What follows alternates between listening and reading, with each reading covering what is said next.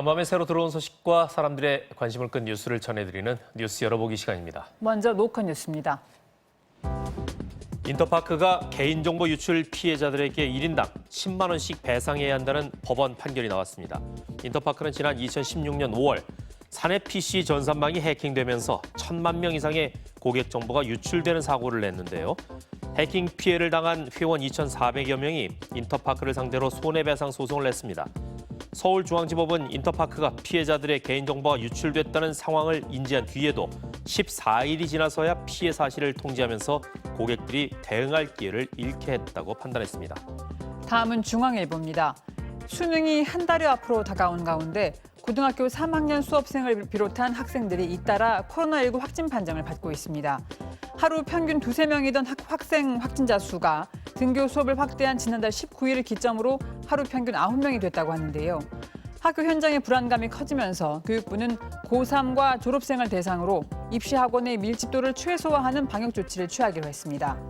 또 수능 시행일 일주일 전부터는 전국 고등학교와 시험장 학교의 방역을 강화하기 위해서 원격 수업으로 전환할 예정이라고 합니다.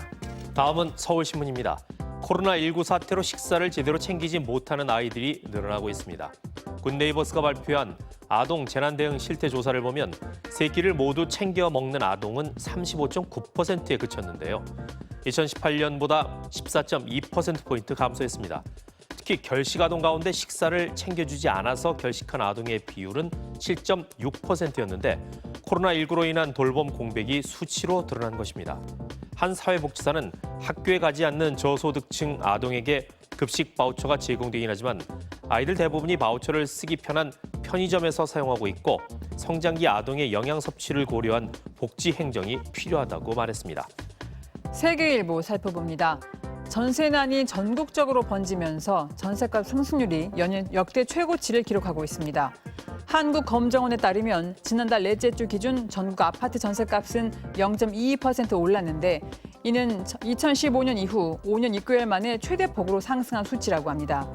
전셋값이 계속해서 오르는 이유는 계약갱신 청구권으로 기존 주택에 2년 더 살게 되는 사례가 늘어나 전세 매물이 줄었고 임대사업자의 혜택이 적어지면서 전세 공급까지 함께 줄었기 때문이라는데요. 실제로 수치가 높을수록 전세 공급이 부족하다는 걸 나타내는 전세 수급 지수를 보면 지난달 191.1로 19년 2개월 만에 가장 높은 수치를 기록했다고 합니다. 다음은 매일경제입니다. 65세 이상 고령 운전자들의 교통사고가 해마다 늘어나고 있습니다. 지자체와 경찰은 고령 운전자가 운전면허증을 자진 반납하면 10만 원 상당의 교통카드를 지원하고 있지만 면허증 반납률은 저조한 상태로 갑니다. 고령 운전자들 사이에서는 평생 사용했던 이동수단을 대체하는 것 치고 혜택이 적다는 불만이 나오고 있다고 합니다.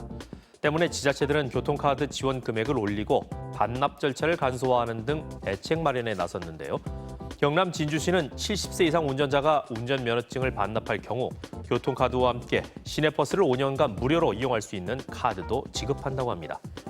끝으로 한겨레입니다. 1981년에 분리된 대구와 경북이 이르면 2022년 7월에 다시 하나로 합쳐집니다. 뿐만 아니라 광주와 전남, 세종시와 대전도 통합 논의를 진행하고 있다는데요.